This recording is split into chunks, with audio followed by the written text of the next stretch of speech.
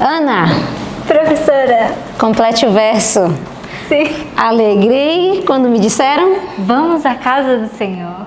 Olha, você sabe da Bíblia, né? Complete outro verso. Sim. Quão bom. E quão suave é que os irmãos vivam em união. Eita, essa daí tá espertinha, né? Só falei o início já. Pegou a deixa, não foi? Bom dia para você aí do outro lado. Vamos dar um bom dia pro pessoal. Bom dia, queridos. Que a paz do nosso Senhor esteja presente na sua vida hoje. Amém. E que alegria é estarmos juntos na casa do Senhor. Você sabe, né? A palavra de Deus diz, Ana, que onde 2 ou 3 estão reunidos, Deus está ali também. Sim. Então, onde Deus está, se torna a casa de Deus. Então, a sua casa é a casa de Deus. Que legal, né? Pensarmos assim, que Deus tão pessoal.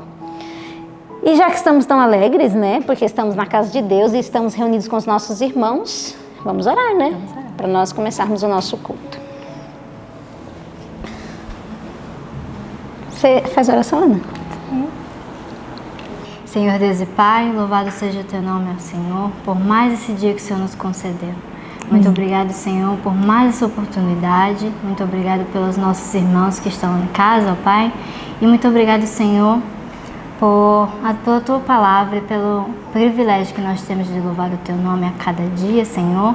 Queremos nos abençoar agora nesse culto e que tudo que nós venhamos fazer aqui seja para a honra e glória do Teu nome. Amém, Em nome de Senhor. Jesus nós te pedimos. Amém. Amém. Muito bem. Vamos louvar o Senhor. Vamos louvar ao Senhor. Mas antes eu quero te perguntar uma coisa, Ana. O pessoal que está lá do outro lado, eles não conhecem muito da tua história, da tua vida. E eu acho que eles ficam curiosos de saber, assim, quem é essa menina tão legal que aparece aqui nos vídeos? Ana, você tem quantos anos? 19. 19 anos. Você é muito jovem, Ana. E você tomar uma decisão como essa de ser missionária, assim, tão jovem. Sim. Eu entendi, né, que não tem mais nada para minha vida e eu quero servir Jesus até Ele voltar. Ah, e você é adventista há quanto tempo? Desde berço. Olha que privilégio. Então quer dizer que papai e mamãe Sim. são adventistas. Aham. Qual é o nome deles? Edivânia e Newton. Eles assistem o ano bíblico? Sim. Ah. Todos os dias. E meu irmãozinho, ele compartilha para todo mundo. É? Qual é o Todos nome os do seu dias. irmãozinho? Samuel. É um irmãozinho ou um irmãozão? É um irmãozão assim, né? É irmãozinho porque é mais novo, mas Aham. já é maior que eu. Ela é maior que você, olha aí. Então vamos dar um beijo, um abraço beijo. para papai e mamãe que estão lá em casa, né? Irmãozinho. Vocês são bem-vindos aqui no Ano Bíblico e bem-vindos na nossa casa também, né? Eles vão vir aqui visitar você? Sim. Não diga. É, muito bem. Então, nesse clima de família, de que somos irmãos e estamos na casa do Senhor, vamos louvar a Deus. E qual é o hino que você escolheu hoje? 352. Luz bendita, luz gloriosa. Então vamos louvar ao Senhor.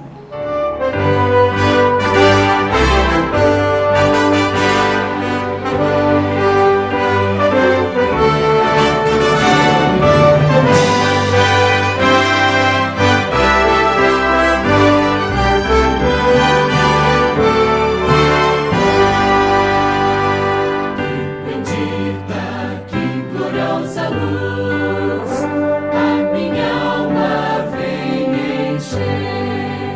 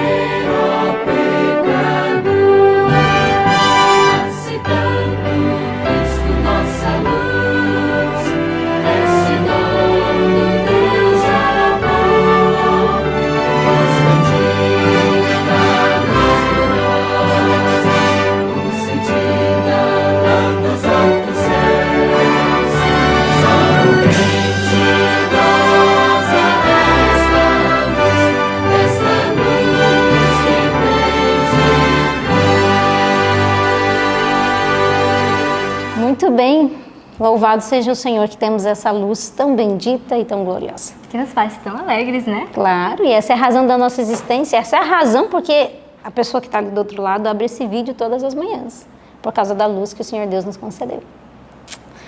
Muito bem, Ana, e aí? Agora a gente vai fazer o quê? Decorar o nosso versinho, né? Você já decorava textos? Sim. Antes de vir pra cá? Que legal, por isso que você sabia os textos que eu falei no início, né? Então vamos decorar mais um para sua coleção, tá certo? E o texto dessa semana é um texto muito fácil. Bem pequenininho. Se você decorou Hebreus 10, Apocalipse, você decorou Salmo 100, o que é Mateus 24, 24? Não é nada. É fichinha, né, para esse povo aí. Eles decoram tudo. Então vamos lá, nós vamos falar o nosso texto.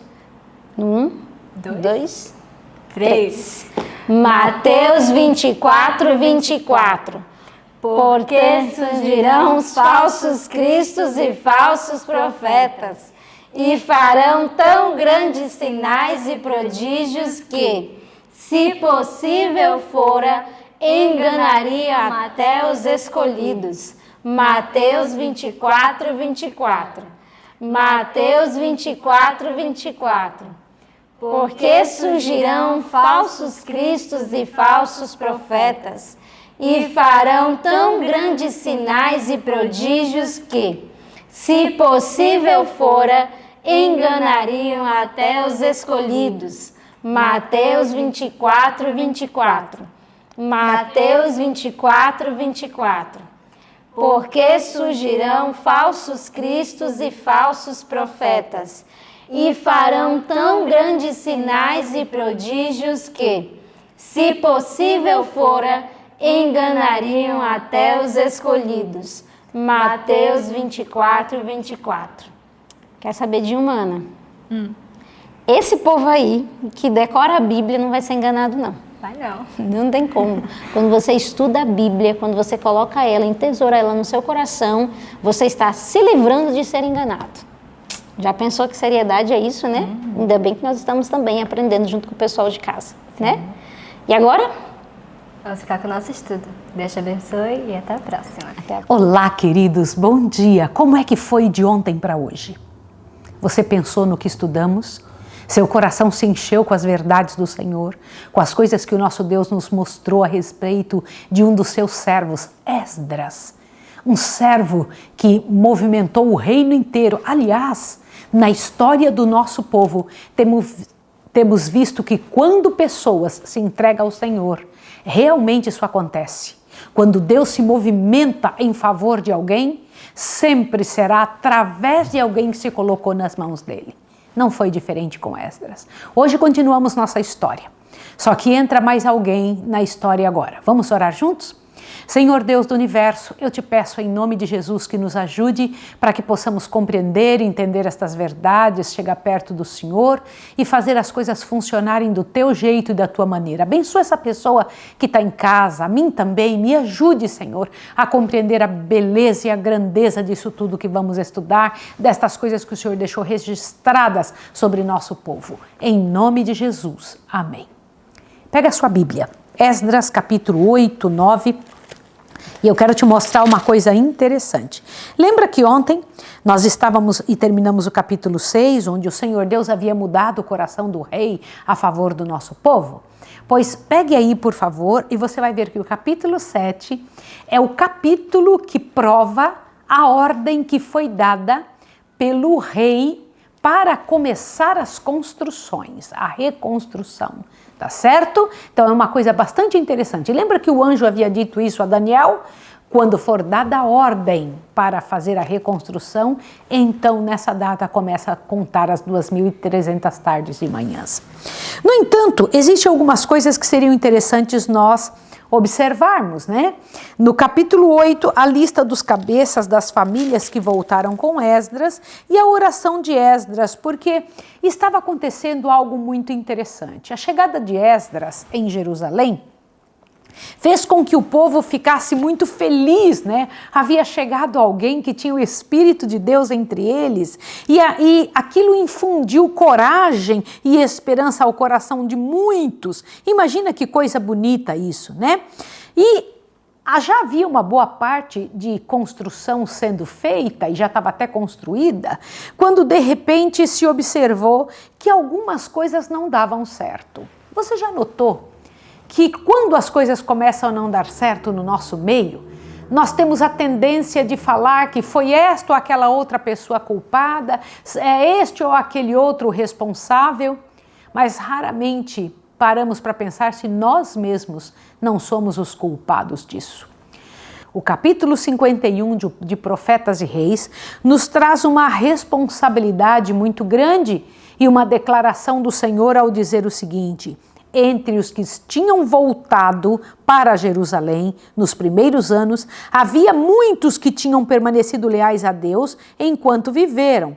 Mas um número considerável dos filhos e filhas dos filhos perderam de vista a santidade da lei de Deus. Até mesmo alguns dos homens, revestidos de responsabilidade, estavam vivendo em franco pecado. O que significa isso? E o que isso causa? Você acha que pecados entre nós, qual é o resultado que acaba trazendo para nós?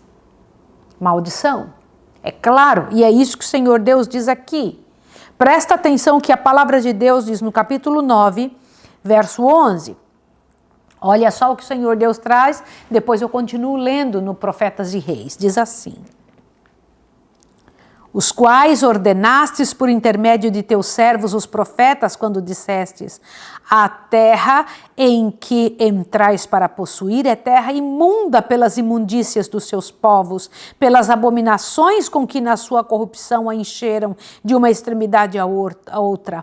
Portanto, as vossas filhas não dareis aos seus filhos, e as suas filhas não tomareis para os vossos filhos. Jamais procurareis a sua paz e o seu bem, para que sejais fortes e comais o bem da terra, e deixeis por herança para os vossos filhos para sempre. Deus proibiu o jugo desigual. E foi isso que o povo de Israel tinha feito, até entre os grandes do meio do povo do Senhor. Pois enquanto as flagrantes violações da lei haviam sido permitidas prosseguir sem condenação, as bênçãos do céu não podiam repousar sobre o seu povo. Sabe, isso tem me impressionado demais, tem me doído muito o coração. Então quer dizer que enquanto há entre nós, ou existe entre nós, misérias guardadas por nós mesmos, praticadas por nós mesmos, o Senhor Deus não tem como derramar bênçãos, a mão do Senhor não tem como recair sobre nós. Isso me preocupa tremendamente e por isso eu tenho que examinar muito bem minha vida. E por isso eu insto com você, para que em nome de Jesus você corra e peça ao Senhor que o Senhor Deus lhe dê condição e sabedoria para isso. E agora, com a chegada de Esdras, ao observar tudo isso, o caminho que eles tinham feito em santificação, em busca de Deus, jejuns e orações, porque essa é a maneira correta de fazer restaurar as coisas diante de Deus, o povo começou a perceber que havia algo muito errado. Uma maneira de Deus trabalhar conosco é nos mostrando um contraste entre o nosso comportamento e o comportamento de quem convive conosco. Isso é muito sério. Agora veja, porque tinham apostatado? A maior parte do povo que estava em Jerusalém agora estava apostatado. Por quê? Cruzaram-se em casamento com povos vizinhos.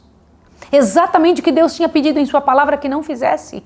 Se envolveram com gente que não é da nossa fé, trouxeram as maldições deles para dentro do povo de Israel. E ainda diz aqui o seguinte: e assim se misturou a semente santa com os povos de terras pagãs. E ainda disse: a apostasia se devia em grande parte pela mistura com nações pagãs. Puxa vida! E Deus havia pedido: eu preciso que vocês se conservem longe destas nações. Seria longe de que maneira? Então não era para eles pregarem, não era para eles se envolverem, era para que eles pregassem a palavra de Deus, fossem um exemplo de fé e de coragem, mas que não se casassem entre si. O casamento é algo muito sério. Você assume o que a outra pessoa é, você assume os gostos, as inclinações da outra pessoa. Imagine a semente santa envolvida com o povo ruim, o povo que adorava outros ídolos, que tinha uma outra maneira de pensar, que comia diferente. As maldições que recaem sobre o povo que não serve ao Senhor entravam dentro do povo de Deus. Que miséria! Qual foi a reação de Esdras quando ele viu tudo isso? Me impressionou muito isso.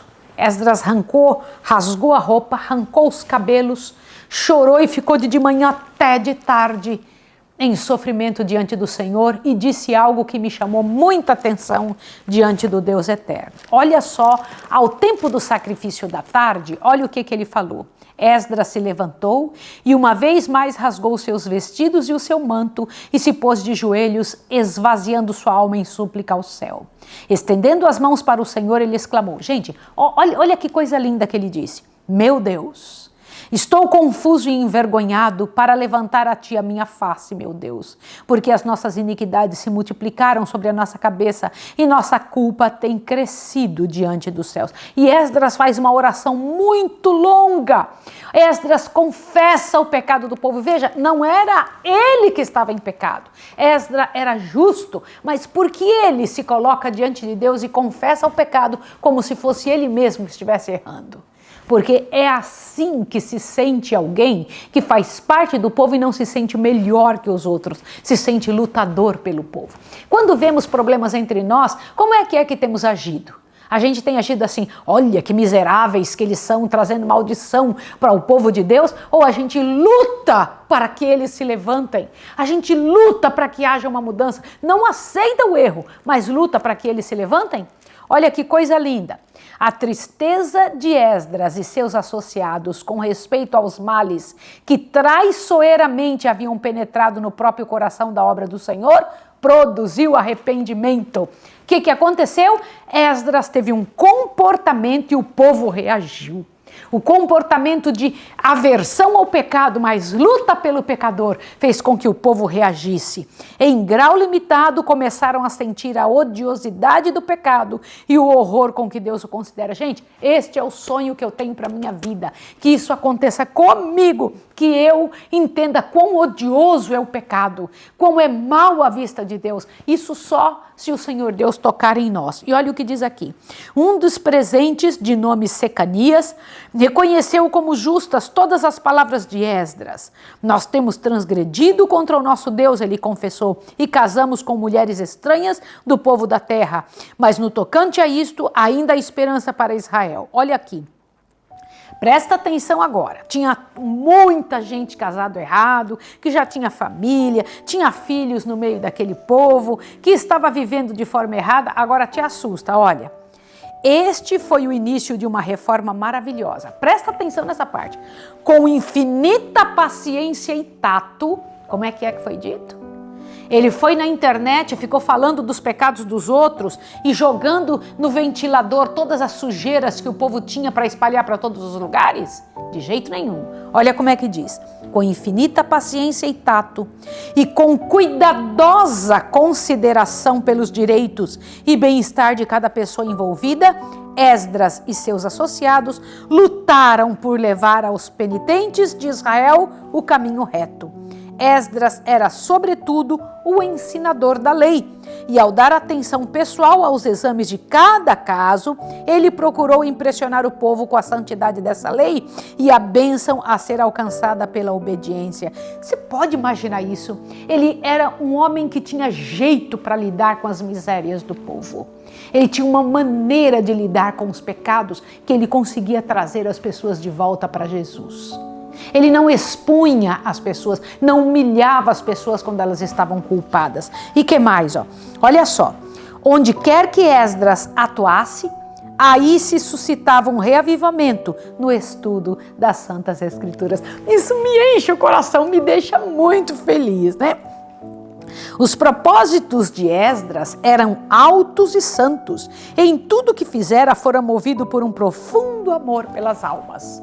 Não é o desejo de ter, de chamar atenção para si, não é o desejo de parecer mais santo que os outros, não é o desejo de parecer envolvido na verdade presente, que eu preciso chamar o pecado pelo nome. Aliás, deixa eu comentar uma coisa com você. O primeiro pecado que tem que ser chamado pelo nome é o seu, é o da própria pessoa.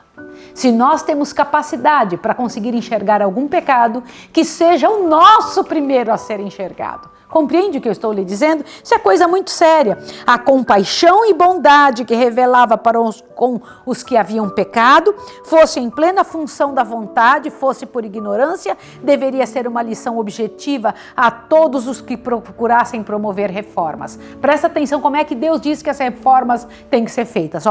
Os servos de Deus devem ser tão firmes como a rocha, onde retos princípios estivessem envolvidos, mas do mesmo modo devem manifestar simpatia e longanimidade. Bendito seja o nome do Senhor. Bendito seja o nome do Senhor. Há necessidade de verdadeiros reformadores, mas há necessidade de reformadores com o Espírito de Cristo. Há necessidade de reformadores com o Espírito do Senhor, não o Espírito de Satanás. Satanás só acusa, não vai atrás e não luta, não jejua, não busca ajudar as pessoas. Que coisa tremenda, né?